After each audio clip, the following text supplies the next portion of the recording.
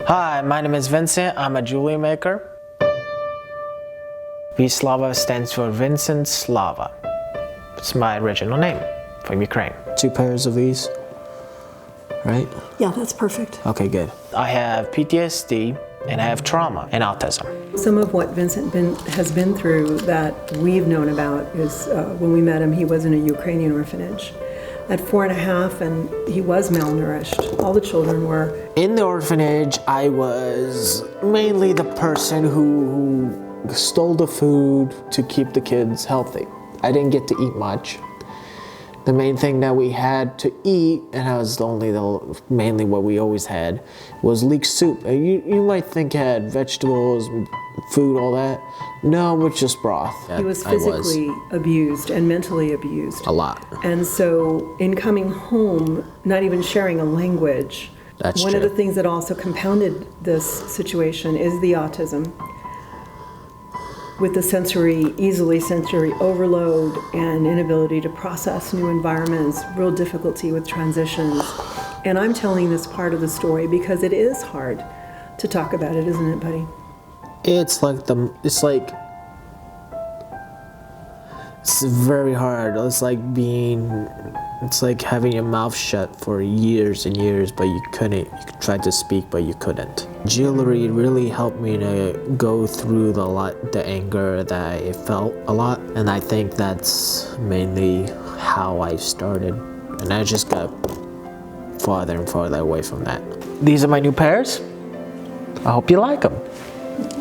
Thea and Elizabeth are friends of my mom.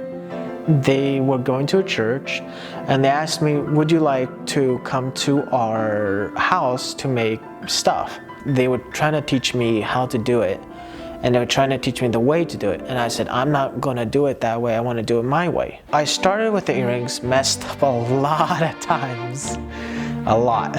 And they said, well, don't get upset, don't get upset. This happens to a lot of people when they start making jewelry. You cut yourself, you get back up to it.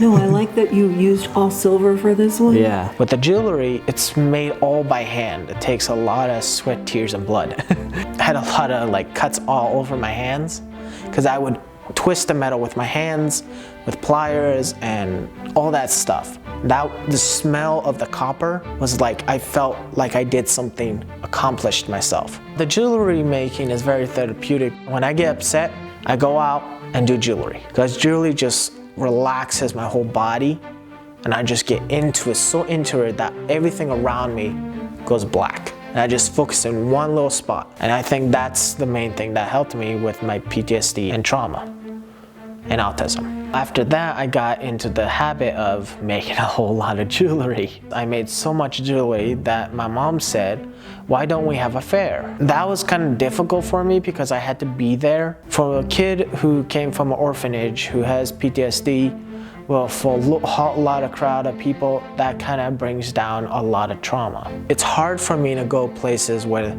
there's a lot of people. The sensory overload is a lot for me. I have to have someone as an anchor for me. And that is Nelson or Woody or my mom or my dad or my family. They are the anchor of my life. So I'm a boat stranded in the sea and I keep floating, but I don't have any anchor. What's going on? So all of a sudden I have another anchor, so many anchors that stop me. And then I'm relaxing, I'm slowly, engine's starting to work, the ship is going back to normal, everything is going perfect. That's why I can't be at fairs that much, because it's hard for me to grasp how many people there are. If there's a baby crying, if there's children screaming there, if there's stuff going on. I made this video so I could be there, but not actually be there. Salva is my business. You can follow me on Facebook to find out where I am. If you do something that you want to do and someone says you don't want to do it because it might end up being bad, just do what you want to do. Don't just forget what people say. Do what's in your heart.